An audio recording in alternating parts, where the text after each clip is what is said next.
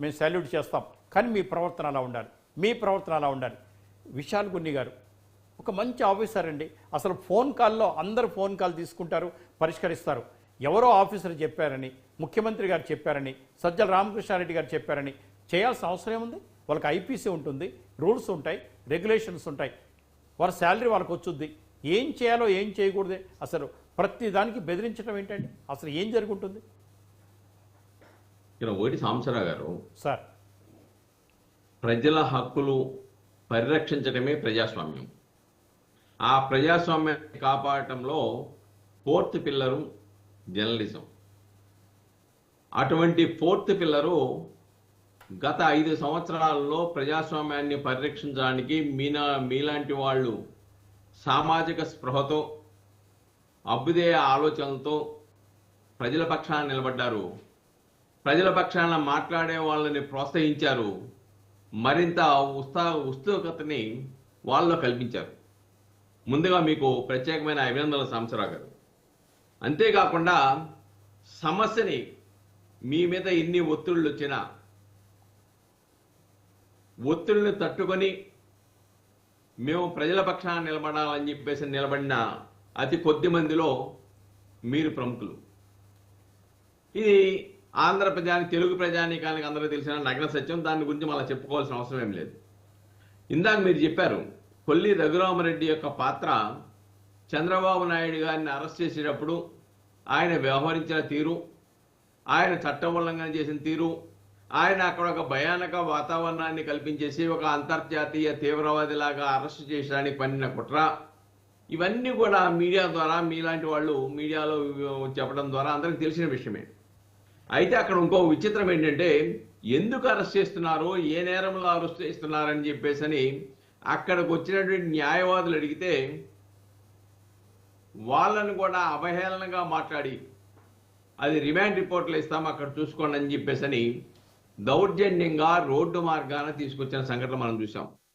ఆ రోజు చంద్రబాబు నాయుడు గారు నరసరావుపేట అనుకుంటాను ఆ ప్రాంతాలకు వచ్చినప్పుడు మీడియా వాళ్ళు అడిగితే ఒక ప్రకటన ఇచ్చాడు. ఎవరో ఆందోళన చెందొద్దు, శాంతియుతంగా ఉండండి, విధ్వంసాలు సృష్టించకండి, మనం న్యాయ పోరాటం చేద్దామని చెప్పాడు. కాబట్టి ఆయన యొక్క రాజరికమైన నుండి ఏదైతే రాజకీయపరమైన చతురతకి అదొక నిదర్శనం అండి. అయితే తర్వాత న్యాయస్థానంలో కూడా చూసాం కదా మనం, ఒక కేసు తర్వాత ఒక కేసు పెట్టడం, ఆయన్ని పీటీ వారెంట్లు పెట్టడం, పోలీస్ కస్టడీకి తీసుకోవటం, చివరికి రాజమండ్రి సెంట్రల్ జైలు మీద డ్రోన్ ఎగరేసిన ఆ డ్రోన్ ఎవరు ఎగరేశారో, ఎందుకు ఎగరేశారో తెలియని పరిస్థితి, దాని మీద విచారణ పక్కన పెట్టించడం, అలానే వైద్య సదుపాయాలు సక్రమంగా కల్పించకపోవడం, అనుమానాన్ని కలిగించే పరిస్థితులు ఆనాడు చంద్రబాబు నాయుడికి ఒక భయానక వాతావరణం సృష్టించగా మనం చూసాం. అంతేకాకుండా 52 రోజులు 53 రోజులకే కాకుండా ఇంకా పర్మనెంట్గా ఎన్నికలు అయ్యే వరకు లోపలికి ఉంచడానికి కావాల్సిన ప్రయత్నాలు చేశారు, అది విఫలమయ్యారు. న్యాయస్థానాలు హక్కుల్ని కాపాడటంలో ముందున్నాయి కాబట్టి, కొంతవరకు క్రియాశీలకంగా పనిచేసినాయి కాబట్టి వాళ్ళ ఆటలు సాగలేదు. చివరికి న్యాయస్థానంలో కూడా వాళ్ళు ఏం చెప్పారు, మాకు సమాచారం రాలేదు, మేము సమాచారం సేకరిస్తా ఉన్నాము, ఆధారాలు సేకరిస్తా ఉన్నాము, కాబట్టి చంద్రబాబు నాయుడు గారికి బెయిల్ ఇవ్వద్దు. అంటే అర్థం ఏంటి? ఆధారాలు లేకుండా అక్రమంగా చట్టవిరుద్ధంగా అరెస్టు చేశామని వారి నోటితో వాళ్ళే ఒప్పుకున్నారు కదా. ఇలాగా అంతేకాదండి, అందరి మీద నాలాంటి వాళ్ళని కూడా 24 గంటలు పోలీస్ స్టేషన్లో పెట్టారు. రాత్రి కూడా జీవో నెంబర్ 1 రద్దు చేయాలన్నందుకే అక్కడి నుంచి తరలించడానికి, అడవుల్లోకి తరలించడానికి ప్రయత్నం చేశారు. కానీ జనాలు ఉన్నారు, కార్లతో కాపలాలు ఉన్నాయి కాబట్టి సరిపోయింది. అంటే ఎవరు ప్రజాస్వామ్యం గురించి, పౌర హక్కుల గురించి, మానవ హక్కుల గురించి మాట్లాడతారో వాళ్ళ నోర్లు నొక్కాలని ప్రయత్నం చేశారు. అలానే ఉద్యోగస్తులు చేసిన, కార్మికులు చేసిన, ప్రజా సంఘాలు చేసిన ఏ విధంగా హౌస్ అరెస్టులు చేశారో, ఏ విధంగా వాళ్ళ మీద కేసులు పెట్టి వేధించారో, భావ వ్యక్తీకరణ స్వేచ్ఛని ఏ విధంగా హరించి వేశారో మనమంతా కూడా చర్చించుకున్నాం సాంబశివరావు గారు. అయితే ఇక్కడ జత్వానీ విషయంలో చాలా వెలుగు, అప్పుడు ఎందుకు వెళ్ళేది ఆమె కంప్లైంట్, ఇప్పుడు ఎందుకు ఇచ్చింది అంటున్నారు.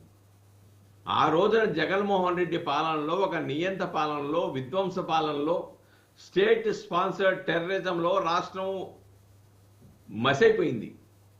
ఒక భయానక వాతావరణం కల్పించారు.